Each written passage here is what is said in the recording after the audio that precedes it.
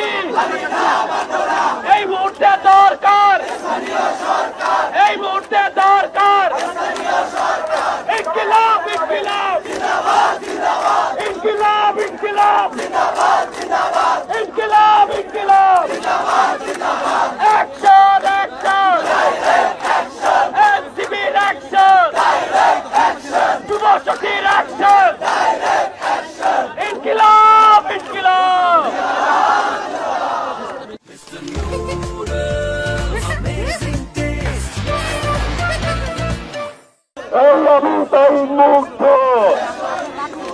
শেষ হয়নি যুদ্ধ,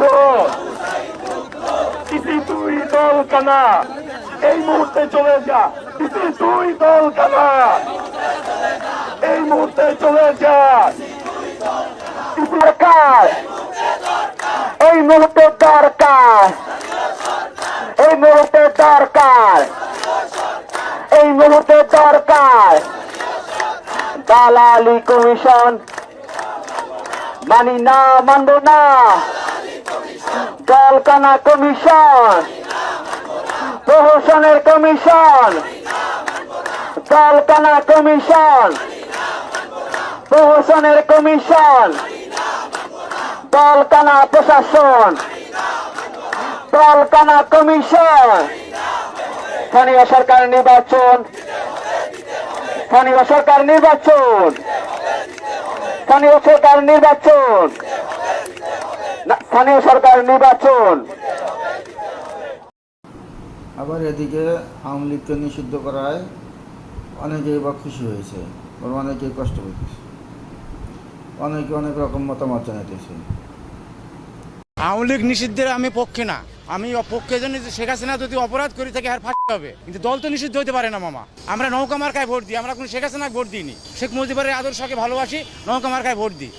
উনি অপরাধী হলে ওনার ফাঁসি হবে, আরও যদি কেউ অপরাধী হচ্ছে তার সঙ্গে জড়িত থাকে তারও ফাঁসি হবে, অপরাধীর বিচার হবে। দল নিষিদ্ধ হতে পারে না মামা, আমি রিকশালা মানুষ, আমাকে ফাঁসি দেন না। আওয়ামী লীগ নিষিদ্ধ করার পরিপ্রেক্ষিতে আমরা জনগণ অনেকটাই খুশি। আমরা চাচ্ছি যে অ্যাকচুয়ালি গণতন্ত্র প্রতিষ্ঠা হোক এবং জনগণের ভোটাধিকার রক্ষা হোক, এটাই আমাদের মূল লক্ষ্য। বাংলাদেশে কোনো দল যে নিষিদ্ধ এর কোনো পক্ষেও না, আমি বিপক্ষেও না। তবে আমি এতটুকু জানি, সব দল যখন থাকবে এখানে দলে অপরাধী লোক থাকবে, সেই অপরাধগুলো আপনারা নিষিদ্ধ করতে পারবেন, অপরাধী লোকগুলোকে আপনি ছাঁটাই করতে পারবেন। আর দল যে প্রসঙ্গটা, এই দলটার বিষয় বাদ দেওয়া না দেওয়ার বিষয় কিন্তু আমার মতামতের উপরে নির্ভর করবে না। 5ই আগস্টের পর আমাদের কাছে মনে হয়েছিল ঈদ উল ফিতর, আর আজকে আমাদের কাছে মনে হইতেছে ঈদ উল আজহার মতো, মানে এটাও একটা বড় একটা ঈদের মতো আনন্দ হইতেছে।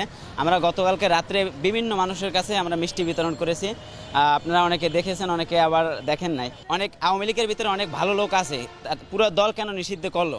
আমি একটা কথা বলবো ভাই, দেখেন, এক বালতি দুধ নষ্ট করার জন্য এক বালতি মূত্রের প্রয়োজন হয় না, এক ফোঁটা মূত্রই যথেষ্ট। তো সেখানে আওয়ামী লীগের অধিকাংশ মানুষগুলোই খুন এবং গুমের সাথে জড়িত আছে। সো তাদেরকে পুরো দলটাই ব্যান্ড করে দেওয়াটা আমার মতে যুক্তিযুক্ত মনে হয়। দল নিষিদ্ধ হলে বিএনপিও নিষিদ্ধ হবে, উনিও তো অপরাধ করেছে, তার ইতিহাসের মামলা আছে, ওটাও নিষিদ্ধ হোক, আওয়ামী লীগও নিষিদ্ধ হোক। অপরাধী তারিক জিয়ারও আছে, দোষ আছে, শেখ হাসিনারও দোষ আছে, দুজনেরই বিচার হবে এই বাংলার মাটিতে, এটাই আমরা চাই। দল কোনো নিষিদ্ধ হতে পারে না, বেগম খালেদা জিয়ার দল নিষিদ্ধ হতে পারে না, আওয়ামী লীগের দলও নিষিদ্ধ হতে পারে না। নতুন নতুন দল এগুলা আসতে মামা, এগুলা আসতে মামা একটা চক্র মামা, বিদেশি চক্র। কেন নতুন নতুন দল আসবে মামা? আমাদের দেশে আওয়ামী লীগ আছে, জাতীয় পার্টি, জাসদ আছে, এগুলা দল বাদে আবার নতুন দল, আবার কি টাকা খাওয়া চুরি করা বুদ্ধি?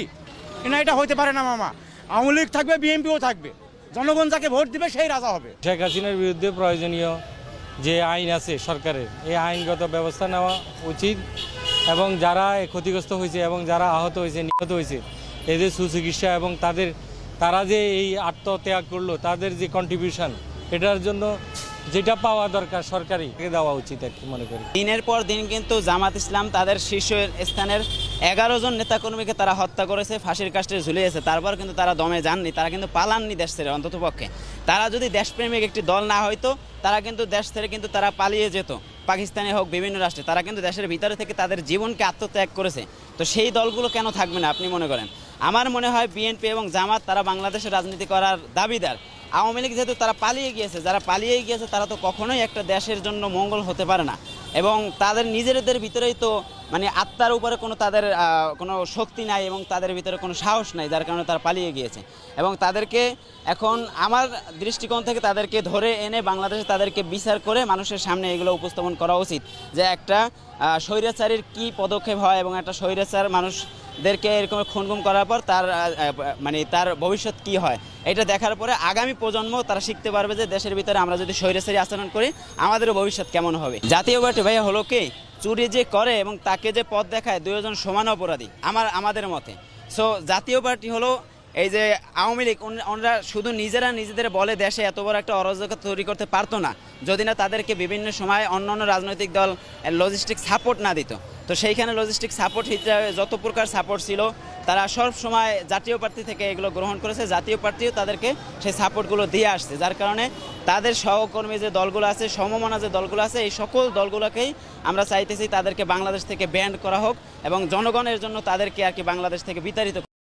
সো ভিউয়ার্স, আপনারা আপনাদের মতামত জানা যাবেন কমেন্ট বক্সে, আর আশা করি আমার চ্যানেলটা সাবস্ক্রাইব করে পাশে থাকবেন।